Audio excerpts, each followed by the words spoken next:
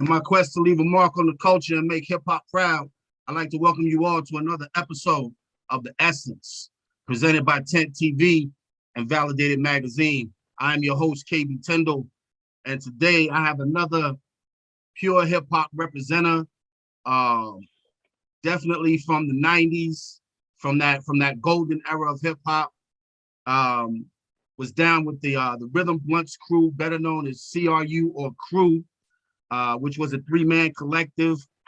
They had a dope album that was on Def Jam in 1997 titled The Dirty 30, which gave us hits like Just the Wrong Case, Bubblin, Pronto, just to name a few songs from what was kind of heralded as one of the best albums of the 90s. So, ladies and gentlemen, help me welcome today The One Chadio. What's good, B? What's good, baby? How you feeling, man? Oh man, it's good, man. It's good, man. Glad to have you on the Essence, man, chopping it up with me, man. For real, for real. Yeah, likewise. I'm honored to be here, bro. For real. Yeah, For real. that's what's up. That's what's up, man. The first question, man, I mean, that's on my mind, and I'm sure that's on other people's minds. What happened after that? The 3030 album, fizzled out. Like, what did you guys go on to do after that? What became of the situation with Def Jam? How did all of that turn out for you? Well, after the Dirty 30, you know what I mean? We did the Dirty 30. We actually did go into the studio and we completed like more than half of the second album. Okay. And we even had a tentative title for it, you know what I mean? And I guess you could say, I'm trying to put this right, you know what I mean? Politically correct, but things happened where people were, their ears were getting spoken to, and they started getting interested in other things. Okay. And I learned then, I guess a lot of groups go through this, that, people start veering toward those other lanes and they start neglecting the group, you know what I mean? And I'm not saying it's purpose.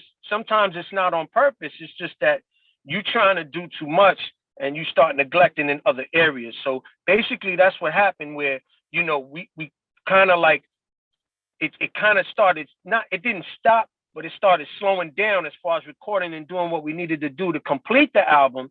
And people started like venturing off to other ventures.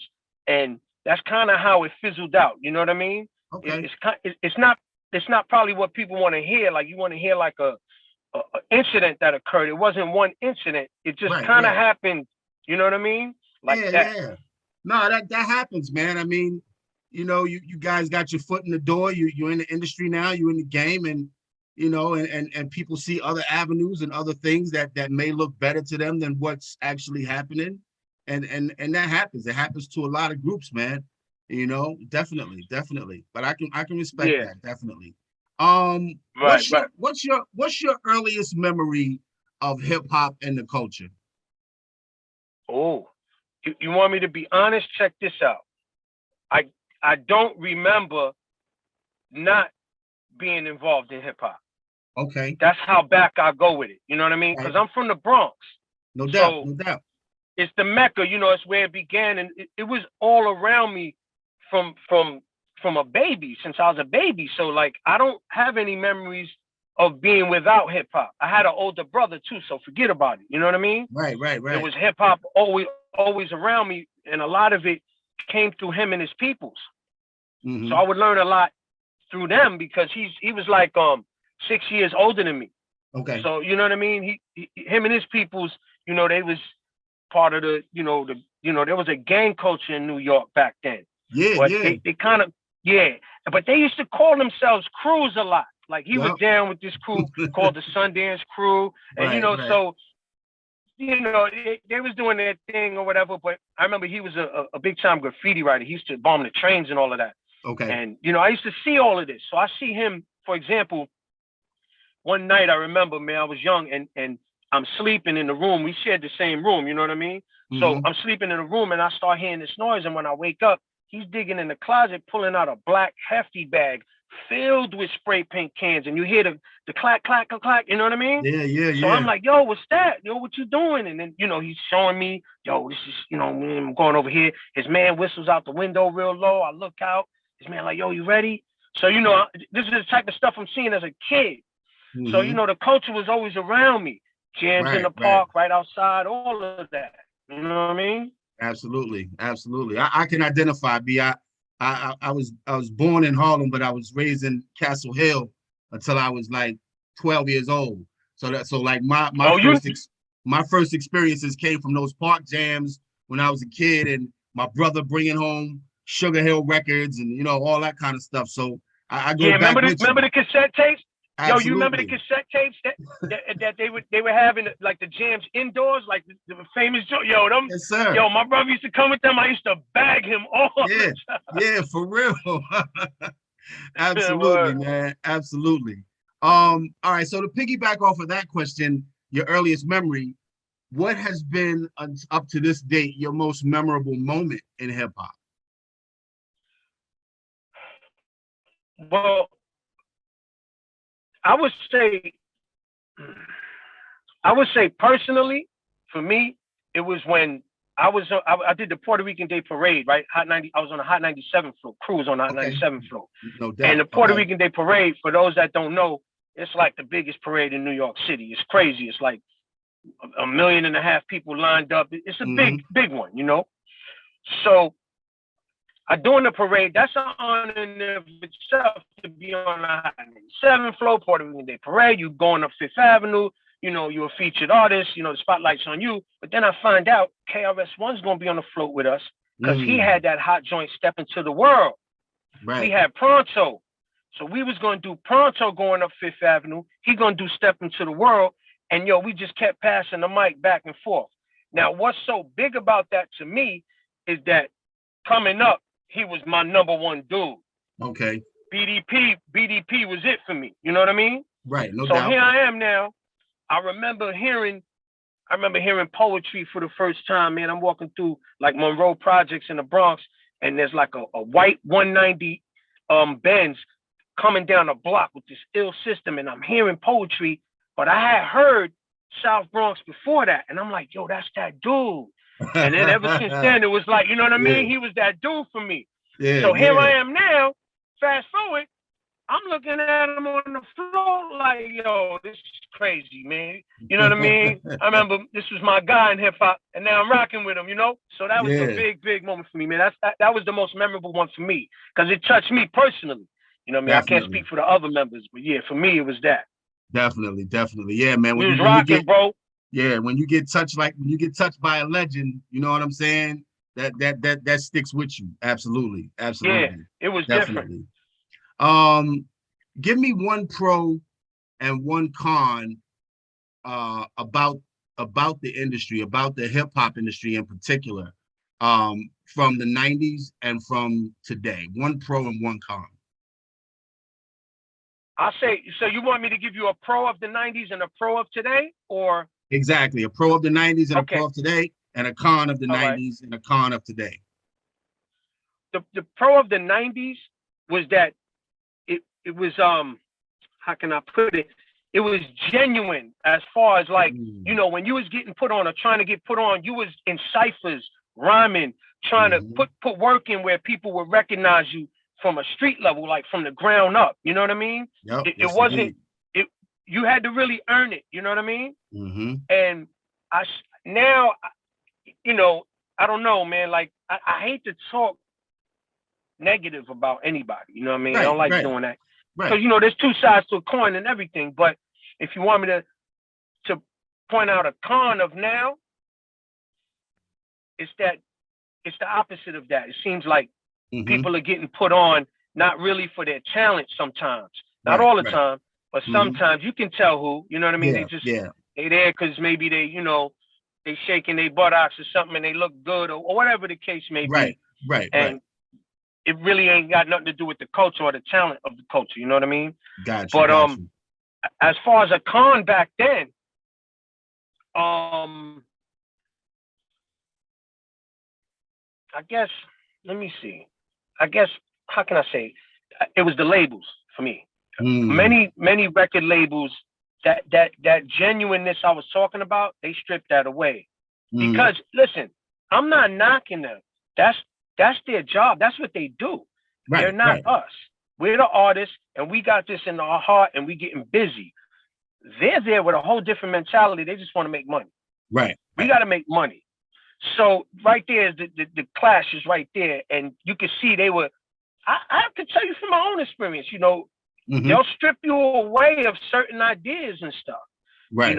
Creative ideas. You'll have some illmatic creative ideas, and they'll Hmm. chop you down and be like, no, hold on. We got to dumb that down, and I don't think that'll work because the Yep. people this, the people that. They want Yep. you to follow a certain format of the day, whatever's successful. They want Right, you to right. stay on that curve. You know what I Hmm. mean? Don't get too creative, homie. We know you're an Hmm. artist, but don't be too creative. So Right. that was always the thing that bothered me. That would be a con for me. Hmm. But as far as a pro of today, I will say a pro of today, like, lyricism did evolve. If you look at battle rap, for example, they took it Hmm. to another level. You know what Right. I mean? So you do thank God for social media, because I don't know if we would hear that. I would be able to say that I heard anything like that if it was just labels involved. Like us back in the days, there was no on Facebook or Instagram or any of that. Right, So right. thank God for that, because I tell you right now, some of these guys we would have never heard of Yeah, yeah, that yeah. are dope. We They had to, official.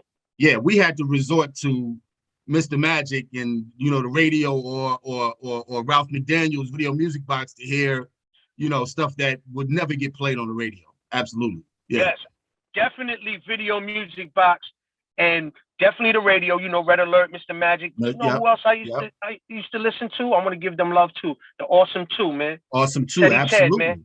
Yep. Oh, Yep. I used to stay up for them. I never went Yep. to bed until they came on late, like 4 in the morning or Yep. something. Like 4 in the morning. Yeah. Word. WHBI, man. Believe me, I was one of those Yeah. dudes that was up late night making them tapes too. Absolutely. You know what? You Absolutely. know what was bad, man? They only had like an hour. I used to be tight because Yep. Teddy Ted is Yep. official, and he Yep. always played the dope shit. But 1 hour, that's all you getting. That's all you got was that 1 hour, man. Word. You ain't lying. Definitely. Those were the days, though. No question. Definitely. Um, as a hip hop artist, man, what do you feel your responsibility is to the hip hop culture? I really think it's to uphold the culture and the essence of the culture. I'm not saying that people can't do what they're doing now, but Mm-hmm. at least respect the essence and the foundation. I, Most people do, but you do have some that disrespect, the pioneers, the Right. foundation, the foundational elements of the culture. You can't do Mm-hmm. that, man. You know what I mean? Yeah. We got to hold that, because once you start cracking the foundation, the whole house is going to fall eventually. No So you doubt. got to chill with that. You know what I mean? Yeah. I see that Yeah. sometimes, and I don't really like that, Yeah. because I Yeah. don't do that. Even when when I look back and I look at Cold Crush and I look at Fantastic Five and all of them, Mm-hmm. Funky 4+1 More, they get nothing but utmost respect from me. Those are Nothing the but respect. pioneers, B. Yeah. Nothing Absolutely. but respect. They was Yep. dope too. Yep. Yep. So Yep. We all. I want the young kids that keep coming up, even after I'm gone, like, just respect those that came before you. That's all I'm saying. Absolutely, absolutely. That's how we was raised up to do it, and I think Well, there's a nice handful of this generation that does that, but I would like to I'm see it. seeing it I would like to see it even more though. Absolutely, a little absolutely, more. Yeah, a little more. Mm-hmm. absolutely. So the last project that you put out was Internal Insurgency. Tell Yeah, me yeah. why you chose that title. Tell me the theme behind the project. And give me like one or two tracks that you think people should really, really tap into.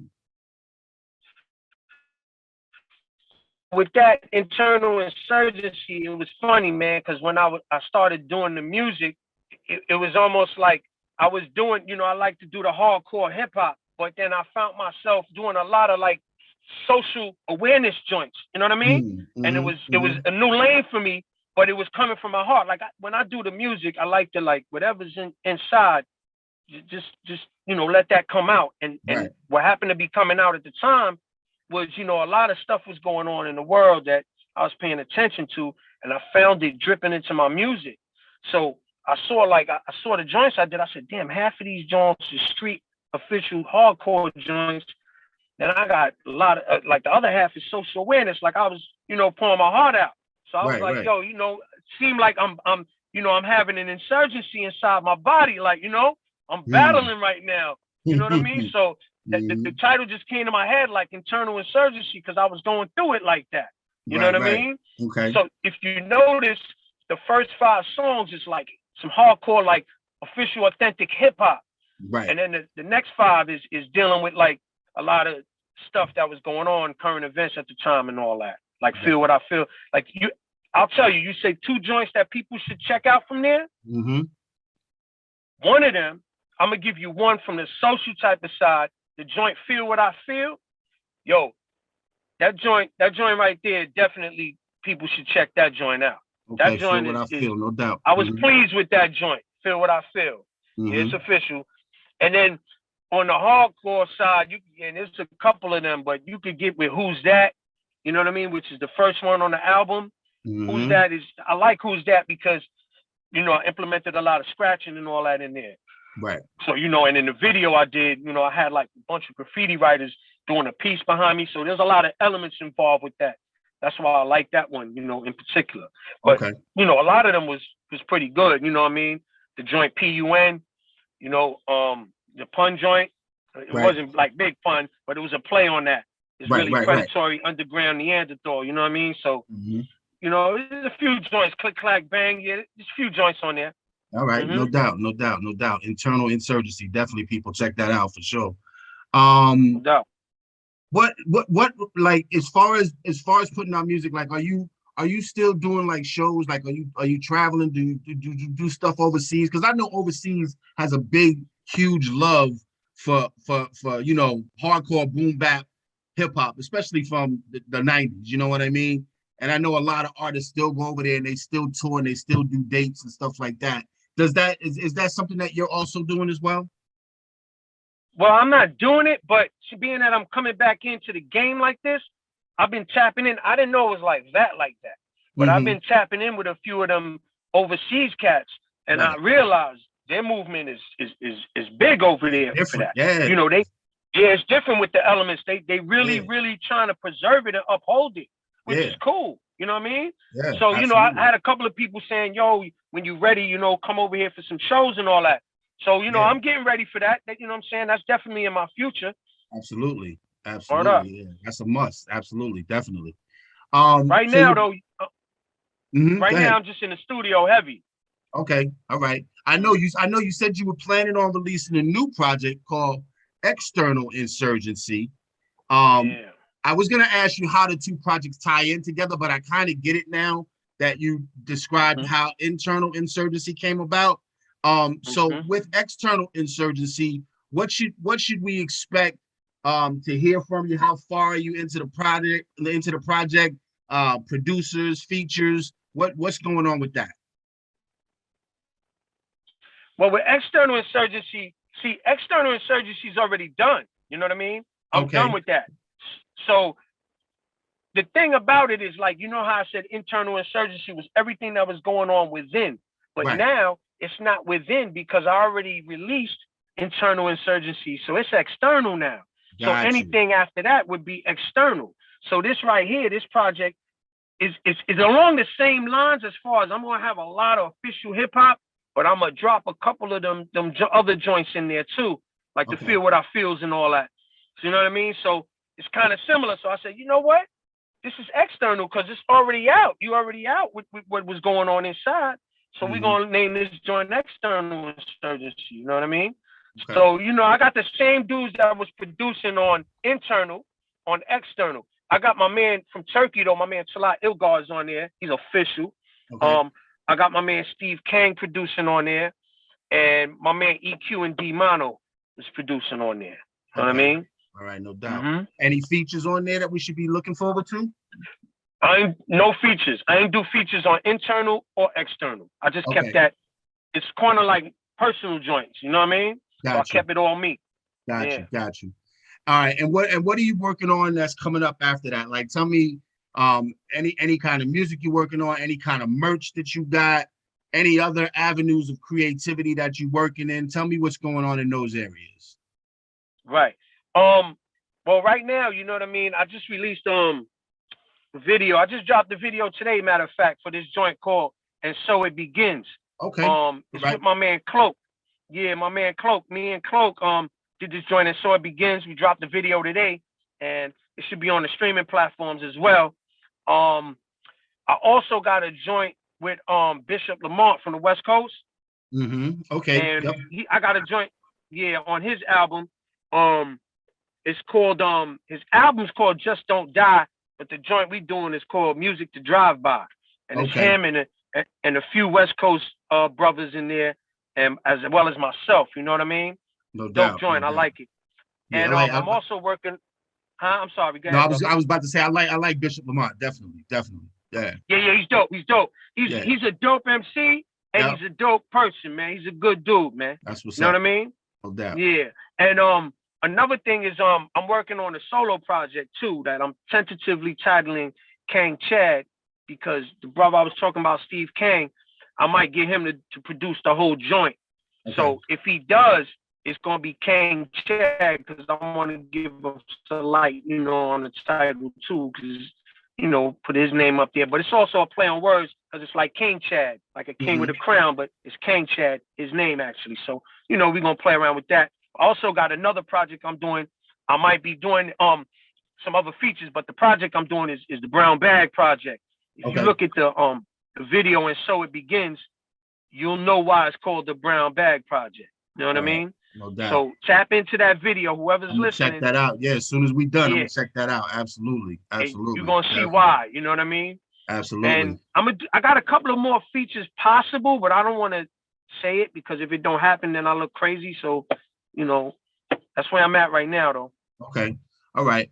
Do you see you and the original members, you know, Yogi and Mighty Ha, do you see you guys getting back together and doing some of those overseas dates? Like, because I'm sure there's a market for you guys over there. Do you see that possibly happening at all? You know, I'm gonna talk for myself. You know what I mean? So speaking for myself, I'm with it. If Yo and Ha was to come tomorrow and say, "Yo, let's go do X, Y, Z, whatever," I'm with it. You know what I mean? Because I'm in the game. You know what I mean? Absolutely. But I can't speak for them. You know what I mean? I don't know. Like, I don't. The real answer is I don't know. But anything's possible, man. Anything's possible. It could happen. Something that you're open to. Absolutely. Yeah. I'm definitely open to it. All right, that's what's up. Definitely. What do you want? What when you put a project together and you finally release it, you know, what do you want people to get from you as an artist? What do you want them to take away from your wordplay and from the music that you put together? I just want them basically I want them to enjoy it. I want the music to, you know, I want it to be pleasant to their ears. Like, yo, he's official, he's dope, and his music is dope. You know what I mean? I just want to, like, release material that the masses can listen to. You know what I mean? And can appreciate. You know what I mean? So I definitely want to keep the foundational qualities too of hip hop. You know what I mean? And definitely uphold that. I want to uphold that as long as I'm here. You know what I mean? Right. Because it's important. The elements, the foundation is very important. Because at the end of the day, remember, this is just beats and rhymes at the end of the day, yo. You know what I mean? From when we was tapping on the walls in the staircase, my man playing a beat with his hands, and I'm spitting, you know, while we passing 40s around, or in your high school, hitting the beat on the table, on the desk, or whatever it is. Up until now, at the end of the day, the connection, that line of connection is beats and rhymes. So we just gotta uphold that, man. Yep, absolutely. I completely agree with that, man. I try to do everything in my power to preserve the culture, man, and no matter the cost. You know what I mean? Like we gotta do that, you know, because if we don't, people that are not from the culture or of the culture will take it over and run it into the fucking ground. You know what I'm saying? So absolutely. Yeah. And you know what else? What other problem there is?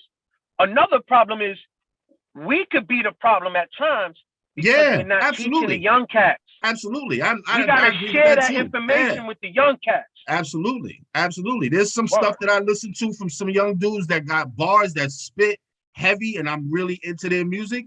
And then there's other young cats that spit, and I'm like, you're not really saying nothing, man. Like what you're saying is detrimental. You know what I mean? It could really hurt Right. some people. But it is what it is. You got a fan for every different type of music. You know what I mean? So That's a fact. who am I to knock you when you do what you do? If it's not getting That's no a play in fact. my ride, it's just not getting no play in my ride. It is what it is. You know? Yo, everything is not for everybody. Exactly. You got your Absolutely. lane, and the next man got his lane. Mm-hmm. It's something for everybody. It's all good. Absolutely. Definitely. So how do you feel you've grown as an artist since you've come into the game? Since you was a kid to like where you are now, you know, and the work that you're doing now, how do you feel you've grown as an artist? Well, I mean, going back to when I began, going back to when I started, it was like, writing graffiti, DJing, breaking and all of that. And MCing was actually last for me. You know what I mean? That was the last thing I did. After I did all that other stuff, I started penning. Right. And I ended up sticking with it, you know what I mean? And never letting that go. Mm-hmm. But as far as growing as an artist, I think like what I mentioned before, I don't have just one lane where I could just spit some hardcore hip hop. If I need to spit about what's going on today or what's going on wherever, I have grown as far as social awareness and knowing what's going on around me in the hood or current events nationally, internationally. Mm-hmm. Sometimes I'll write joints like that too. You know what I mean? Right. So I've definitely broadened my spectrum. You know what I mean? Okay. Absolutely. Yeah. No doubt. That's what it is. Before it was just one lane. Mm-hmm. Yeah, I got you. Yep. Well, that's what you're supposed to do as an artist. You're supposed to grow. You know what I mean? You ain't supposed to be in the same spot, that you was in 10 years ago. You know what I mean? Right. Definitely. Right. Yeah. Absolutely. One last question, man. If you had to sum it up in a few words or one word, what does hip hop mean to you? My life. Hip Life. hop is like my life, man. Like, nice. Like I said, I was born into it. Mm-hmm. I was raised in it because I was born and raised in the same neighborhood. So I was born into it, raised into it, and it ain't going nowhere until I go somewhere. And that dirt, when I go down in the ground, then hip hop will go somewhere, or it might just come with me. You know what I mean? But word up. Yeah. But that's my life, man. That's my culture. That's my culture, man. Yep. I tell people that all the time, man, that, even in the worst times of my life when nobody was there, hip hop was always there. Like there was always a soundtrack to my life going on from some artist, you know what I mean, that I could identify with, and the different elements that I participated in, as far as hip hop is concerned coming up, man, it's just going to always be in my blood, man, no matter what. You know what I mean? Till my last breath. Absolutely. Absolutely. It ain't going nowhere. Word up. Yep. Tell the people, man, where they can reach out to you, follow you on social media platforms, support your music and your merch and things of that nature. Just let everybody know, give them the final word on that. I'm on IG, man. That's where I'm mainly at. I'm on IG at Real Crew. REALCRU. Real Crew. I'm selling merch on there. I'm selling hoodies, t-shirts with the logo. I got these pins, these hard enamel pins with the logo. I got stuff on there, that I'm selling merch-wise. And also, if you want to get clips of the new music and all that, or the old music, it's on there too. So I'm heavy on the IG. That's where I'm at. That's my main focal point that's now, where I'll be pushing myself at. You brought up one more question because I know sometimes a lot of groups from not from the 90s or from the 80s, like, did you have to go through anything to still have the rights to your logo? And as far as like masters are concerned, I know that like after 30 years you can apply to get those masters back. Did you have any issues with the logo? And are you looking at trying to get your creativity back? I would love to get the creativity back. It ain't been 30 yet, So you know what I mean? Right. But definitely, that's on the horizon. Right. I would love that to happen. You know what I mean? But we'll see what happens. I would have to, do some research as far as the parameters and how you go about that. You know what I mean? But it's coming up in like, man, it's been like the Dirty 30 is like what is that? 24? It's 25 years this summer. Oh, word! Right. The silver anniversary is this summer, man. Right. Yeah. And so you know what I mean? Yeah. As far as the logo, I was the creator of that logo. You know what I mean? Okay. And I brought that to the table. So that wasn't hard, right? You know what I mean? That wasn't a hard thing to get a hold of. Right. But what you brought up was very interesting. That's true. Those masters, man, that's definitely on the horizon. That's a goal. The reason I asked that is because I talked to Drez from Black Sheep of probably about a couple of months ago, and he told me that after 30 you can get it back, but you got to start the legal process 24 months, 2 years prior to the 30. That's what he told me, and I was like, that's probably a good thing for people to know, because you're thinking, okay, after 30 I can sign up for it, but those 2 years are crucial. You know what I mean? That's a jewel right there. Yo, I'm gonna reach out to Drez too. Yeah. You know what I mean? We got a connection through the Legion and all that. Legion's my peoples. No doubt. Yeah. So I need to tap into him and get, so he could drop some jewels on me pertaining to that, Absolutely. So looking on that info too. Yeah, if you didn't man. tell me that. Yo, word up. Preserve the culture, man, by any means, bro. That's what it is, man. Sure. Definitely. Yo, Chadio, man, thank you so much, man, for tuning in with me on The Essence, man. I really appreciate the vibe and you coming through, man. Yo, anytime, man. Now me and you got a connection. You my man. You know what I mean? That's how I do it. When I got a good vibe with people, we don't end it here. We gonna stay tuned. You know what I mean? No doubt. Absolutely. We definitely gonna stay tapped in, for real. Once again, man, I appreciate you, man. Thank you. One more time. Good looking, all right? No doubt. Good looking. All right. One.